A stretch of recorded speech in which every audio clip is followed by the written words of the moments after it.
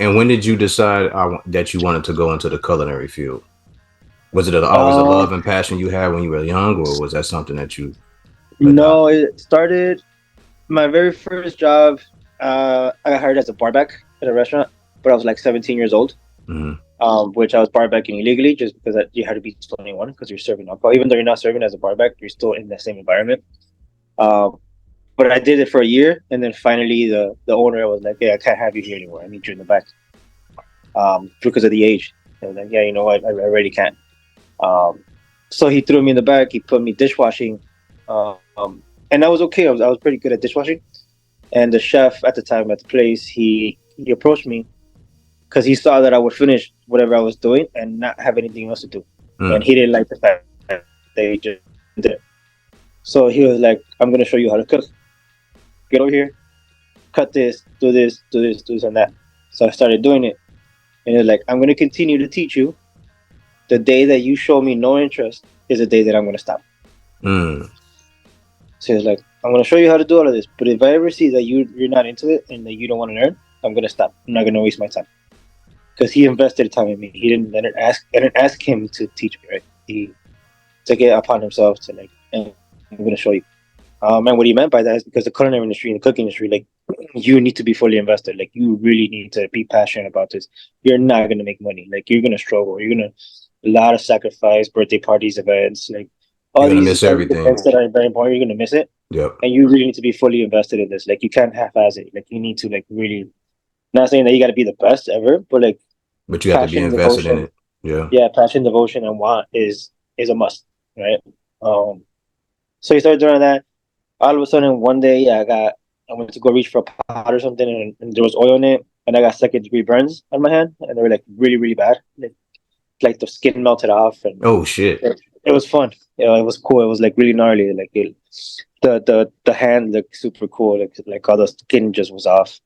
Um, but that was a Mother's Day. I forgot what year. That was on a Mother's Day, like around noon, right? 1 in the afternoon. It was still early in the day. Mother's Day is like the busiest day for restaurants, by far. Like it's the one day that's the busiest. And my shift was like it was early in the day, and that happened. And I didn't go to the hospital till like 12 or 1 in the morning. Yo, you crazy for that. I just wrapped it up and I continued to work and I That's worked pushed crazy. through it.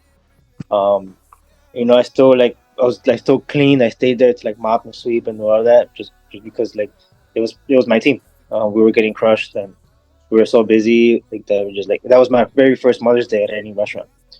And it was just so busy, and I see that the amount that they needed, that like well, let's just power through it. Get to the hospital.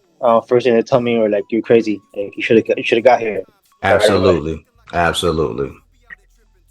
But I did. I finished my shift, and it was. I think at that moment was when I realized that this is what I wanted to do. And I also thought about it. Like my hands already burnt. I'm gonna have a scar. I'm gonna see this for the rest of my life. If I'm already gonna do this or put my body through all of this, I might as well just follow through and see where I had to see what I could do with this. And I stuck through it. My hand cured at 100% with no scar. Like you cannot tell at all. What? You Um, don't have no scar from yeah, that? it was just like there was nothing. That's crazy, man. Like no scar, nothing. It healed at 100%. Um, but then that's when I was like, yeah. If I went through all of this physically, let me see how far I could take it. Let me see where I could go. Because at that time, I didn't know what college I was going to go to. It was my senior year. I had 5 Fs first semester Mm. just because I was just ditching and like partying and half the daytimes and half days and all of that. Uh, but then I was like quickly like made it, pulled enough credits to graduate, and the first thing I did was I enrolled in culinary school. Grab my girl and get the luggage. I'm out of here. Keep the routine. Every season we leave scheming. Atelier green, shop and eat like a Parisian. Mid-40s it's raining, but I ain't complaining. Checking out fabrics, textures, conversation with Bohemians. Extend the vacation, what she keeps saying. We'll be back for the fight. Fuck the way in. I gave in to the cutie on my arm. La Petite shot two-legged was the bomb. We posted at Hotel de Grand Arms. If I ain't saying it right, so what? We ordered wine all night and got toe up.